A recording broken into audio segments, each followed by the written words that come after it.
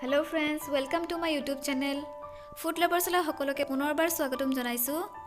আজি এটি নতুন ৰেচিপিৰ সৈতে আপোনালোকৰ ওচৰলৈ আহিছো। আশা কৰো আপোনালোকে ভিডিওটো সম্পূৰ্ণলৈকে চাব।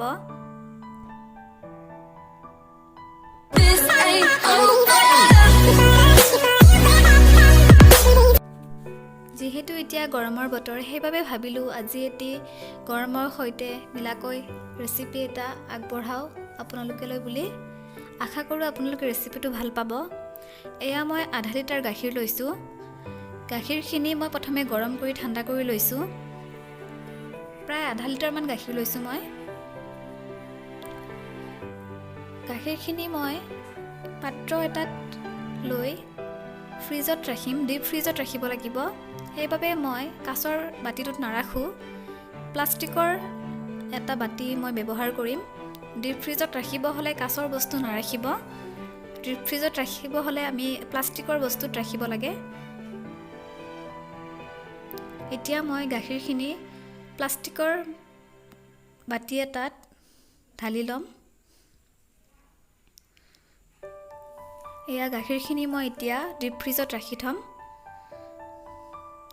প্ৰায় 3 ঘণ্টামান সময় ডিপ ফ্ৰিজত ৰাখিব।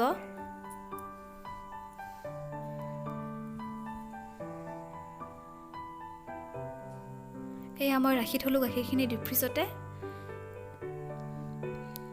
এতিয়া 3 ঘণ্টা সময়মান পিছত মই গাখীৰখিনি উলিয়াই লৈছো। এতিয়া গাখীৰখিনি অকমান বৰফৰ টুকুৰাৰ নিচিনা হৈছে, দেখিছে? এনেকুৱা হোৱালৈকে আমাৰ ডেজাৰ্টটো বনাবলৈ ৰেডি। তাৰে সৈতে মই অকমান ফল কাটি লৈছো সৰুকে।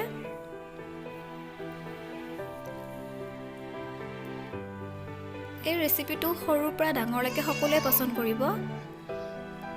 আৰু যিসকলে গাখীৰ ভাল নাপায় তেওঁলোকেও নিশ্চয় খাবলৈ ভাল পাব।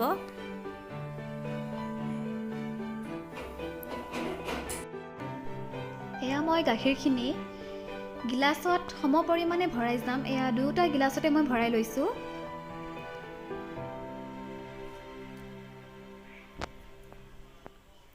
এতিয়া তাত মই অলপ অলপকৈ কাটি লোৱা ফলখিনিও যোগ কৰি যাম। আপোনালোকে ইচ্ছা কৰিলে যিকোনো ফলে ল'ব পাৰে। ঘৰত থকা যিকোনো ফল আপোনালোকে ব্যৱহাৰ কৰিব। এই ডেজাৰ্টটোত ফল যিমান দিব সিমানে বেছি ভাল লাগে। মই 4-5 ধৰণৰ ফল ব্যৱহাৰ কৰিছো। আপোনালোকৰ ঘৰত যি ফল থাকে সেইটোৱে ব্যৱহাৰ কৰিব। নিশ্চয় এবাৰ ঘৰত বনাই চাব। খাই আপোনালোকে ভাল পাব। এয়া মোৰ ফলখিনি দিয়া হ'লেই প্ৰায়।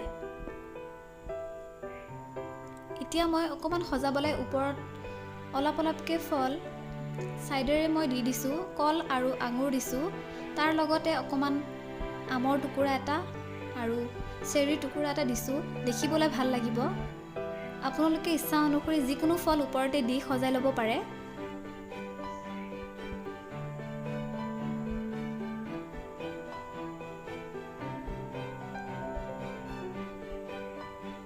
এয়া মোৰ মিল্ক আৰু ফ্ৰুটছৰ ডেজাৰ্টখিনি ৰেডি হৈ গ'ল খাবলৈ।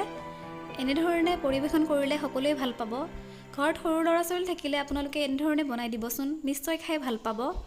আৰু লকডাউনত ঘৰৰ পৰা ওলাব নোৱাৰোঁ যিহেতু, সেইবাবে আমি ঘৰত যিকোনো ধৰণৰ বস্তু বনাই ল'ৰা ছোৱালীক খোৱাটো এতিয়া ভাল।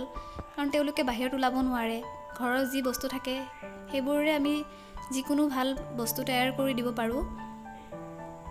এই ডেজাৰ্টটো এবাৰ আপোনালোকে নিশ্চয় ঘৰত ট্ৰাই কৰি চাব। নিশ্চয় খাই ভাল পাব। আৰু স্বাস্থ্যৰ বাবে ভাল। গাখীৰ আৰু ফ্ৰুটছসমূহটো ভালেই স্বাস্থ্যৰ বাবে। গৰমত ঠাণ্ডা এনেকৈ বনাই খাব পাৰে ডেজাৰ্টটো।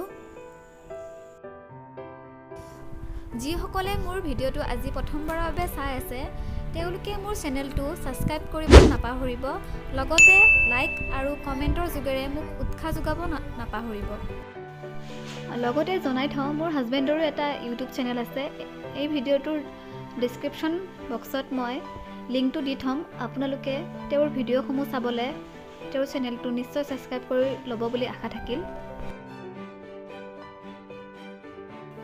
আজিলৈ আহিছোঁ। সকলো ভালে থাকক, সুস্থ থাকক। Stay home, save life. ধন্যবাদ।